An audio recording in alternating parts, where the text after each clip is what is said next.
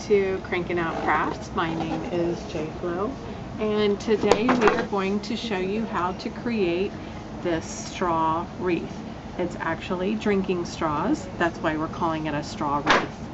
So to get started, some supplies that you'll need are, this right here is just a styrofoam disc, or if you can find a flat styrofoam wreath, it needs to be flat so that the straws can lay on it.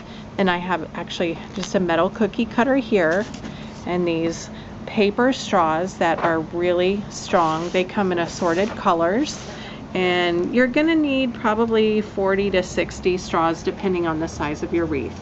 A hot glue gun, and then also some ribbon. So we will get started. The first thing, I measured around my disc, and I took my cookie cutter and I started twisting, and then when I looked up in the light I could see the opposite side, and I made my marks, and then just took my cookie cutter, and I've already prepped this so it's gonna look a lot easier and smushed it right out. The ends, they don't have to be really smooth because you're going to cover that up with ribbon, but you can see here how that one has been done. The next step, you're going to take your ribbon, and I found it's easier if you take it off the spool, and I probably have maybe 5 yards here to start out with.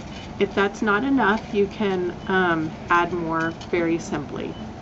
Take the end of your ribbon, put a little hot glue here, and we're just gonna push that down, or if you have an extra straw or a pencil eraser, you can just push because you don't want to hurt your hands.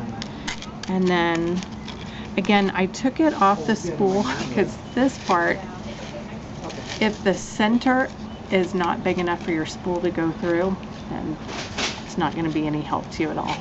Okay, so here we go. We're wrapping around and just slightly overlapping. And I'm not going to hot glue at every point, but maybe every 5 to 10, just to give it a good tack down. Okay, and we'll continue until we have covered the entire wreath. Okay, so we have completed wrapping all the way around the styrofoam frame, and now we're going to start with the straws. So I use between 45 to 60 straws depending on how big my wreath or frame is. And I first start by taking half of those straws, and I cut only half of them about 3/4 of the way down. And this is just going to make for a really unique edge on this wreath. Okay, so I've got a few done.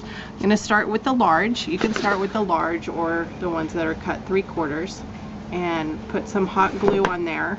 And then I start at the top and leaving approximately 1/2 inch to 1/4 inch overhanging from the center. Okay, now I'm going to take the same size straw and I'm going to go on the bottom side.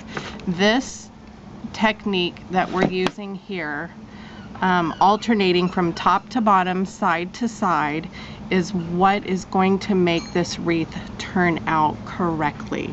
Trust me, I speak from experience. Okay, next we're going to do the side. And I've been telling people too, it's north, south, west, east is how you can go, and do them directly across from each other. Here we go with the next one, and right here. And this too really helps that I'm working on a flat surface. The wreaths that are round are a lot more difficult because you have to hold it in place a lot longer. Now we're going to do the short stems, and I'm going to go on the north side again, and then work my way straight across. This one's going to be darting out straight across from here, and put a little bit of glue, again hanging it over 1/2 inch to 1/4 inch, And I'm making my straws right here touch in the center also. Now I'm going to move to this side and keep working in this motion. All right, so you guys can understand we keep bouncing back and forth, and I'm just going to hold up the straw wreath that we've already finished, and you can see we've got a nice circle in the center here and really nice in between how we spread everything out too. So that is our unique straw wreath.